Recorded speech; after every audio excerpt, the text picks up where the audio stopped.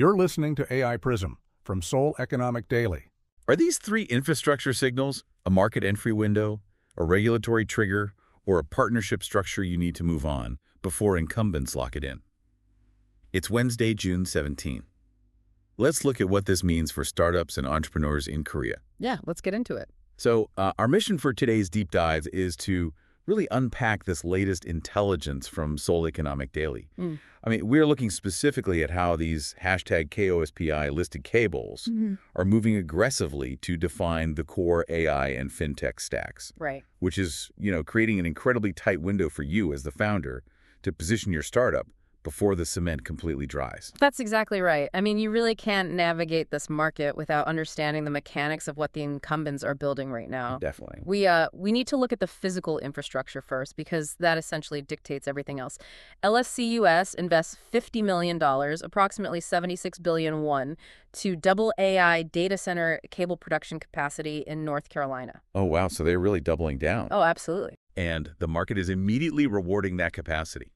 $200 million, roughly 303 billion won, in order backlog drives LSCUS revenue to $500 million this year, a 67% YoY increase. It's massive growth. Yeah, it's huge. But let's pause and think about how this actually affects you as a software founder.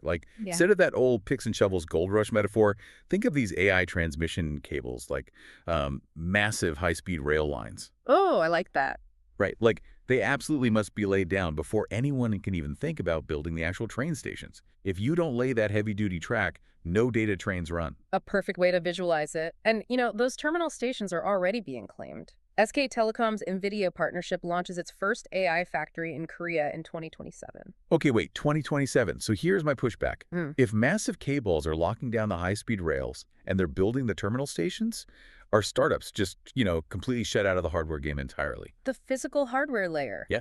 Yes, that is completely locked. I mean, you aren't going to outbuild SK Telecom. Fair enough. But the operational software layer, like the intelligent agents managing the train traffic, routing the actual workflows on top of that physical hardware. Right. Well, that is wide open for founders right now. Okay, so you build the software logic on top of their physical hardware. Exactly. But here's the catch. You can't monetize those B2B operations without a secure financial settlement layer. You need the rails for the data, sure, but you also need the rails for the money. Yep, you really do. And while the physical infrastructure is locked, the financial infrastructure is currently fracturing into competing blocks. It really is. I mean, just look at the players. Kakao initiates one stablecoin consortium outreach with BNK Financial and JB Financial. BNK and JB. Yeah. And you might ask why those specific banks? Well, because Kakao needs regional banking pipelines to secure deep liquidity and structural support before the regulations shift. And that shift has a strict deadline, right? The Digital Asset Framework Act licenses one-pegged stablecoin issuers in the second half of 2026. Right, which is basically forcing everyone's hand. 3 distinct coalition structures, Kakao, Dunamunavarhana, and KB Toss, compete for B2B settlement dominance before legislation passes. Okay, but is this really just, traditional banks putting on a fintech mask to move money faster?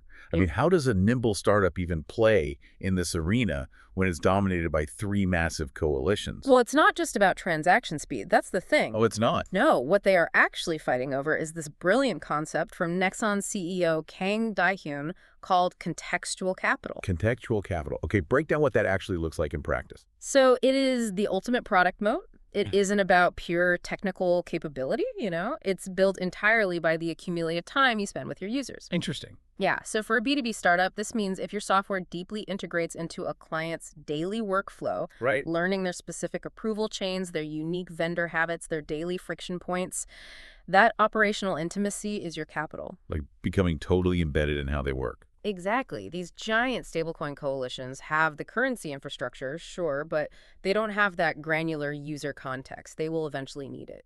The SK Telecom Nvidia AI factory announcement signals that the top layer of Korea's AI infrastructure is being locked in by cable partnerships, leaving the open market for founders in the operational software layer.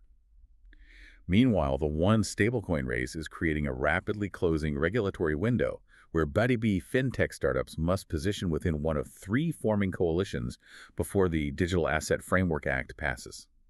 Ultimately, as Nexon's contextual capital framework highlighted earlier, the true product moat for founders isn't pure AI efficiency, but tools that preserve and monetize accumulated user context.